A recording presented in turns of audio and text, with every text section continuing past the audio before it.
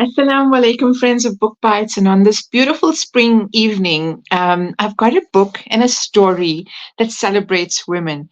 And well known author Qarnita Loxton, known for her beautiful Being series, has been writing about women for so many years and really bringing out this essence of what it means to write women's stories, to celebrate these stories through the art of expression, through the word. And her latest, What's Wrong with June, has been on my desk and captivating me for the last few days. We're going to have a chance right now to speak to Kanita and to welcome her on the show so we can actually get an insight into the process for writing this beautiful story and what it's been like. Welcome to Book Bites, Kanita. Wonderful to have an opportunity and to have you on the show. Thank you so much for having me. I really appreciate your invitation and I'm so happy to be here. Wonderful. So, I mean, I said to you offline and on that I really enjoyed this book. What's Wrong with June? I mean, there's just so much packed into the title, and it had me, I have to say, this book had me already sort of Googling packages to Mauritius. So the next writing trip has to be a week in Mauritius. But what was, what really stood out for me was how much one can relate to this idea of having all the successes lined up and saying, what's more to this, And so I really, really, that was captivating for me. Well done on a successful celebration of this protagonist. And let's get started with, tell us about your writing journey and where it all began for you. Sure. So I came to writing by chance, really. I'm trained and worked as a lawyer in financial services for many years. And I'd written for myself as a form of self expression and creativity, but not really for publication ever. So I was very academic and it's the thing to become a lawyer. It makes your parents happy, makes everybody's happy. And I did it and I loved it. And I then got to a point, I think I'd been working for about 10 years, 12, somewhere there, 15 years. And I had my first baby. And I thought I was going to be super mom, I was going to do everything, the big legal career and the perfect mother and all of that. And it didn't quite go quite as planned, and I stopped working full time. I started a consultancy and then I started studying psychology again, then part time. And through all of that journey, I felt like I was missing something. I was missing some creativity. And I stumbled across a writing course, a 6-week fiction writing course. And that grew into a longer write your own novel course. And I loved it so much. It was exactly the outlet that I was looking for, that I didn't know I was looking for. And maybe it was my own kind of midlife crisis a la June at the time. But instead of running to Mauritius, I ran into fiction. And after a year of doing this write a novel course, I ended up with a manuscript which was being carried. And somehow, with much luck and determination, I got that published and that grew into a series. So it wasn't an intentional career path. It was something that I loved that happened to develop into something real. And that was now, sure, 10 years ago. So I've been occupied with the Being series and now What's Wrong with June, and then also a little bit with Chasing Marion for 10 years. And it's been a most incredible journey, one that I didn't expect, but I'm very happy to be on. Well, it certainly seems like the writing found you, but you also have this incredible sense of getting into your characters, getting to know your characters, because your characters are so memorable. Talk to us about developing June for this particular story and the kind of interactions that she has. I mean, I really enjoyed her interactions. And I say enjoyed not lightly because you see how she sort of puts herself into family and how responsible and she seems to feel. And a lot of women, we do the labor of the family, Yes. emotional, domestic, financial. What does this mean for June, and what was it like creating this character? So June, I guess, like all characters, develop out of thin air, but it really was, I guess, the feeling in the air post COVID that, people around me and me myself and my friends, and there's this feeling of, well, what next? What are we going to do now? We've come out of this horrible, horrible period where we've all been isolated and experienced loss. And I had the sense that many people were going through, what next? How do I change my life? How do I deal with the survivor's guilt or whatever it is, having come through this period? And so I felt that, how do I make the most of my life? How do I make it meaningful? And so June grew out of that feeling of somebody who has survived and who's doing well, but has the feeling that she's not thriving, and how to essentially make the most of her life. So June grew out of, as a character, grew out of a sense of, that I had of the feeling at the time. And I don't think it's new or it's unique to a sort of post-COVID feeling, post-COVID time. But for me, it felt like it was more intense. I think it's human condition to wonder, is there more for me? But I had the sense that it was intensified after COVID, and that's the essence of June. And you almost wonder if different life events and a pandemic maybe played some part of that, allow us to catapult ourselves or leap into the next phase. And that Yes. what's next is almost like, this feeling of pushing you to the next level. And actually, it's a wonderful opportunity to have that experience, to have that question mark over your head saying, what's next? The same way you write a story and you grow and you make your Yes. life. Maybe Yes. comment on that. Well, I think, sure, I've completely lost my train of thought because I was so thinking about June herself. But I think it's not a unique thing, and it's also, I guess, a time in June's life. She's in her early 40s, and the trajectory of what you're doing is not that clear anymore. So normally, you go to school, you get married, you go to university, you get an education, you get married, you have children, you buy a house, and then you live in it, and then what do you do? And so June is at that place where it's not completely clear what you do next. So it's like, either I'm going to stay in this position until something really bad happens to me, or I die, or something.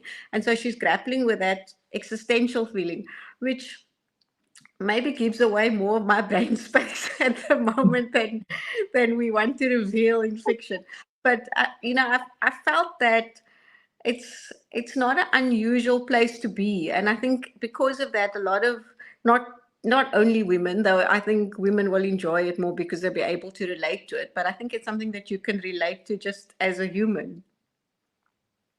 I enjoyed when you brought in all the different social media aspects because obviously now we rely on the conversations we have face to face and the interactions we have, especially with family, family dinners, family lunches, weekend Yeah. picnics.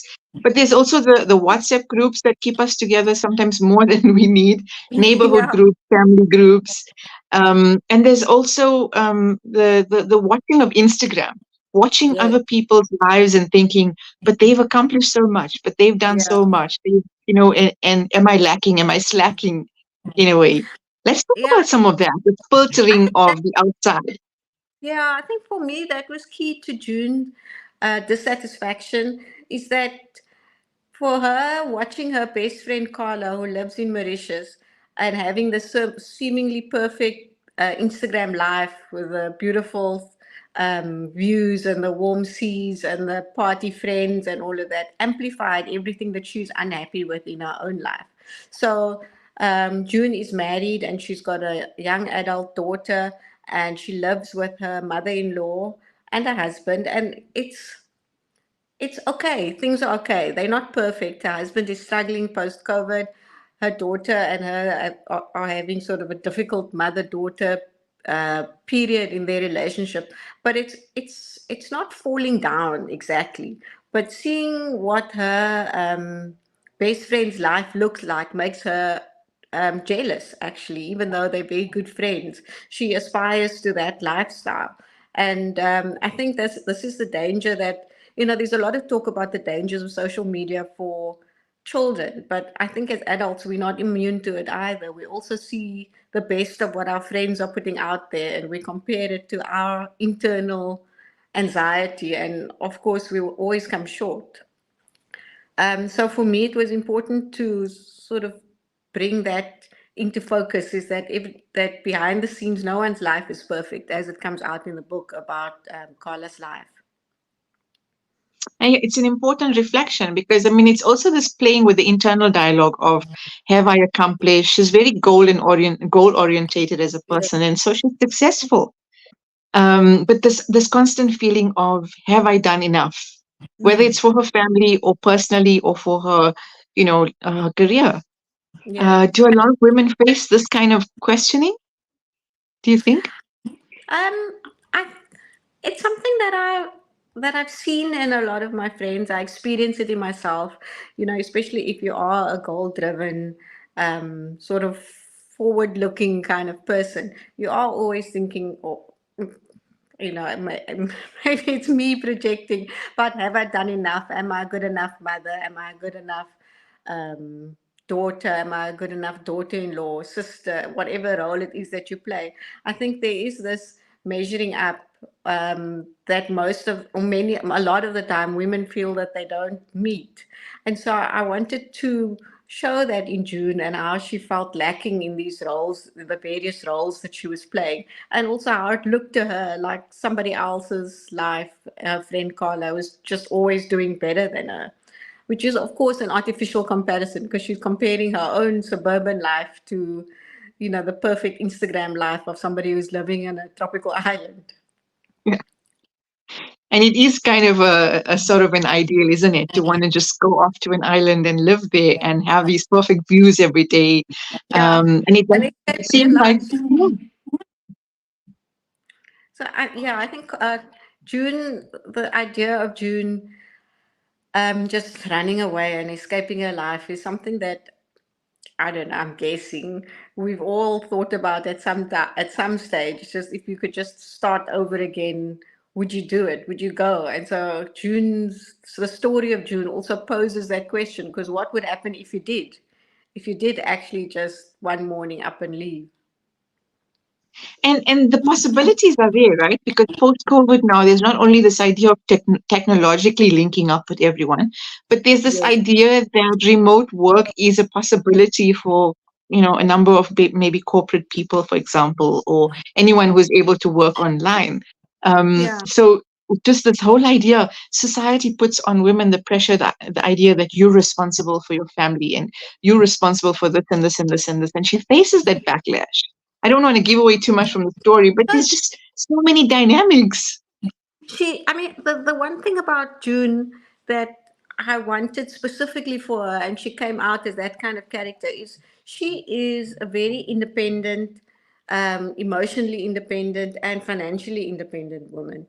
So she is connected to her family group, she's connected to her parents and her sister and her extended family. Um, and they are important to her, but she is not.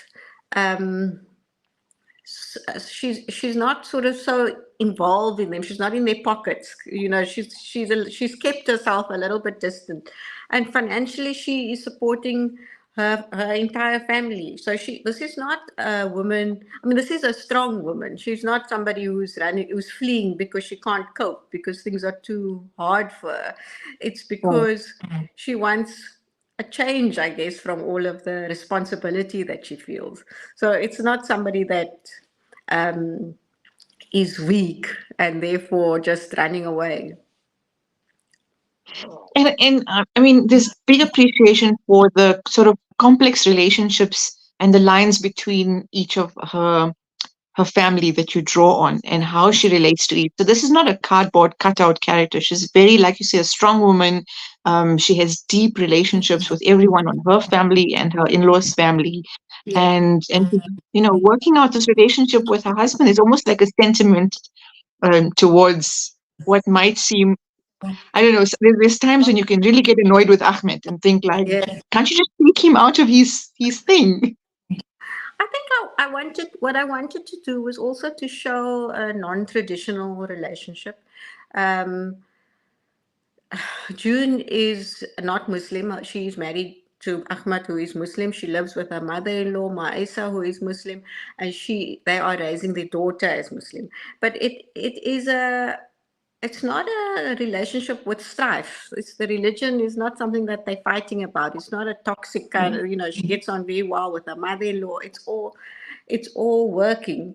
Um, so I wanted to show also a sort of a non-stereotype kind of family relationships also. She's close to her parents. Everybody mostly gets on, even though they irritate each other. It's not a what's the word that I'm looking for? It's not a conflict driven relationship between all of them. So it's quite, I want to use the word normal, but they fight about normal things, about ordinary things. They're just a family in a sense. Sometimes they irritate each other because they get too much in each other's business. But it's not. It's an ordinary. The saying where every family is dysfunctional in its own way, and they're a little Right. bit like things don't work perfectly, but they work. It's And so it's functional as this. long as you stay in your place. Yes, and I think this is I wanted that in a sense because it comes to that question where things are okay-ish, but you want more. You want to make sure there's this feeling of, am I doing the most that I can with my life? And that is ultimately what drives June to do what she does. And the thing about what's wrong with June as the title, it's when people do something unexpected, it comes out of our mouth so easily to say, what's wrong with you? And I once asked a friend when I was sort of canvassing title options what she thought of What's Wrong with June. And she said, isn't that what they say to women who just do what they want to do? And it made me feel like, oh, okay, so maybe that is the perfect title for this book. Because suddenly she's rocking the boat in whatever Yes, she does by moving out of that role that she plays, holding up the roof for everyone. She's yes. rocking the boat. So that little bit of discomfort starts to poke at everyone, which is a great growth opportunity for everyone. It actually tells you sometimes you got to just let things be, let people do. And it's a great lesson, I think, for all of us from the book, just to sometimes step back and see who can handle the stuff And of life. also, I mean, the clue is in the title. What's wrong with June? June doesn't do all the right things. She doesn't only make good decisions in this book. There are some very unwise decisions. And I also wanted that for her because we can all relate to that. We've all at some point in our lives made a bad decision or done something we wished we hadn't done. And I wanted that empathy for June because you have to accept that about yourself, that you make mistakes, you do things that you wish you hadn't done, and to have the empathy to carry on and move on despite that. And I think that's, for me, was important about June, is that she does this big thing, but you can't in the end of it say, oh, she's completely right, she did everything right, she behaved in the way that she should have. I wanted her to have the experience of making big mistakes, and I wanted the reader to, in a way, see and judge what she's done, but to come to the conclusion that it's okay. It's okay. You forgive yourself, you forgive the character. Hopefully, you forgive the character in the same way that you have empathy for yourself. And a mistake doesn't seem like a mistake at the outset. And we've all been in situations where you just think like you're doing the right thing because you're looking out for Yeah. yourself for the first time sometimes. Yeah.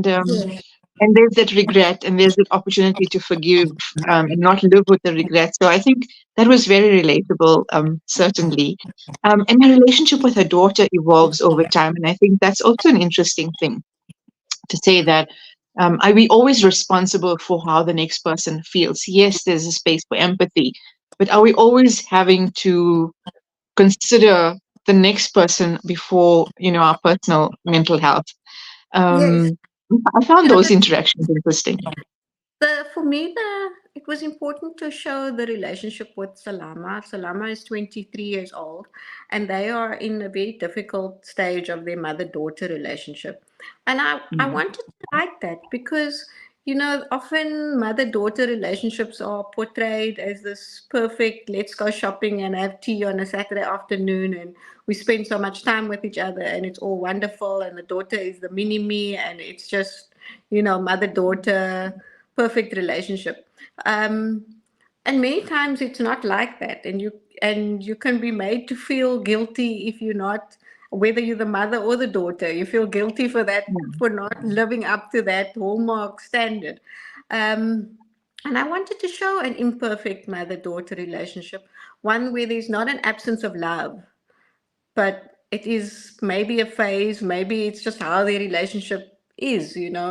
And so I also wanted to show that there was this moment in June's life where, as much as she loved her daughter and as much as she has the interests of her daughter at heart, she is, as a mother, maybe for the first time, treating her daughter as an adult and putting herself as an individual first, making the choice, for her own well-being before that of her daughters, which I think is quite a milestone as a parent and as a Yeah. child, to experience that, your parent is a person, not just your mother. So it was a very interesting relationship to write, but one that I really enjoyed writing because I could still feel at the core the love between them. So, I wanted to see how far I could stretch that relationship, um, but also still keep it real, because I think there are many mothers and daughters that can relate to that imperfect relationship where you're a little bit scratchy with each other, and maybe your daughter gets on better with her father, or your mother gets on better with her son, and but it doesn't take away from the emotion between them. But it's not the one that society likes to hold up, which is the perfect mother-daughter, completely in sync kind of relationship where your mother is your best friend. I think it's a very important sort of commentary to have made. And it's interesting because there's definitely this love between them. And often, parents joke about this idea that you don't know when you have moved from being the hero in your preteen's eyes to being like Yeah, absolutely the only person in the world who can do everything wrong yeah, for a teenager. And how do you then flip that as they reevaluate their identity in relation to you? And it's also true that for a lot of people, Mother's Day is a very sort of difficult sort of holiday or commemoration because of the kind of relationships that, the kind of difficulty and that mothers and daughters sometimes face in relationships. So, an important conversation to be had. What I also found interesting is the nuance with which you show Pops, June's dad, yes, is somebody who communicates to the family through the mom, but also this idea in a lot of brown families, I think it's true that some of the dads, some of the fathers, or if some of the parents in general wouldn't know how to really compliment or congratulate for fear of like making you feel too big for your boots or something. And this yes, whole yes, idea of protecting children from over celebrating because life can be harsh. Let's talk a yes. little bit about that. I don't think it's too much of a spoiler. I just enjoyed the nuance of which that came Yeah. through in really nice ways. So, June's father is he communicates through lack of approval. So he would be the kind of guy that wouldn't say well done, but he would be quiet, and you would know that you did well because he's not complaining at you. That kind of guy. And I wanted to show the way that Pops is also in a way to show how Ahmed has evolved, and how June has chosen somebody different, because Ahmed is very connected to his daughter. He is Right. very loving, he's very emotional, he's very expressive towards her, which is the thing that June sometimes finds difficult. But she also finds it difficult because she can't relate to that kind of relationship with her own father. And so part of that commentary was to show that, as for me, the way I understand it is that as an individual, you never operate in a vacuum. You're the sum of how you grew up, You're either wanting to do things the way your parents did them or the opposite to the way that your parents did them. And, I've got always, as I've grown older with my own children, I've got much more empathy for my own parents because I think, oh, they were dealing with me, And so I think, like, I don't know how I would have dealt with that situation in their shoes. So I wanted to show that, you think you're operating and you're behaving in a particular way, but you're not in a vacuum. You're not untouched by your own experiences. And so Pops was, he was also a father who loved his daughter, or loved his daughters, but couldn't communicate that. So I think, as in many families, the mother or the other partner becomes the mouthpiece. One does the sort of behind the scenes It's so instructing common. what goes on, and the other parent is the one that does the speaking. But so for me, Pops was partly also a commentary on how she was raised, and the different choices that she made as an adult in the partner that she chose.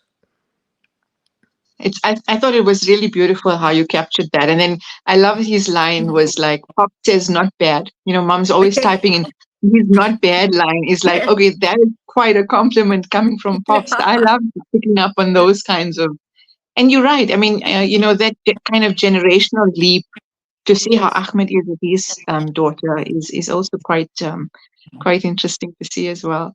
So relationships, healing, spaces for growth and reflection, it all comes through. But this is also hugely entertaining as a novel. It was huge fun reading the story, getting to know the characters and seeing June make perhaps healthier choices through all of that, and her relationships evolve because of that. Yes, as I said, she doesn't do things perfectly. She doesn't make choices that, well, she makes choices that will make you raise your eyebrows and make you say, "Oh, what's wrong with you? Why are you doing that?" Um, but so we learn is the way the saying goes, and this is how June learns, and ultimately the question for her is how is she living her life? What is going to make her feel fulfilled? What makes her feel like she's making the most of her life? And I mean, for me, hopefully, when a reader reads that, it triggers something in their own mind about what it means for them. June finds her own answers. But my hope, my wish is that when readers read that, they see the lightheartedness, and then also somewhere snuck in there is the feeling of, well, how, in your judgment of June, what comes out about yourself. Absolutely. I think when a story can do that, when you can connect with readers in a way, connect with characters in a way that allows you those questions about yourself, self-judgment, and what would I do in that situation, then you know that this story has resonance, and then I really, found that happening. So Well, once again, that's my hope. Yes. once again, congratulations on a beautiful story. I know that many people will be collecting, picking up this book, probably reading it on a flight to Mauritius. And where to from here? Are you writing at the moment? Is there a sequel? What can we There's not, expect from there's you in not the a future? sequel. I'm writing at the moment. Well, I wrote Chasing Marion with three other writers, Amy Heidenreich, Gail Schimmel, and Pamela Power. And we're trying our hand at another book with four characters, which is completely separate and new and fun, and it might not end up a book. So I'm doing that a little bit. And then I'm thinking, I'm in that thinking phase about what I want to do next. I've got only, as I say, a poppy seed of an idea that still needs to grow. So hopefully the new year will bring something new and exciting. Wonderful. It was a great opportunity to chat to you, and I'm really glad that we had that and we heard from you about your process for June. We wish you everything of the best as June is launched around the country, and I have no doubt that this will be a very enjoyable read. With that, congratulations and everything of the best. Thank you so much. I really appreciate the time and being able to speak to you. It was really great. Wonderful. And so there you have it. We spoke to beloved author Qarnita Loxton about her book, What's Wrong with June? And with that, we'll see you next weekend on Book Bites. Assalamu alaikum wa rahmatullahi wa barakatuh.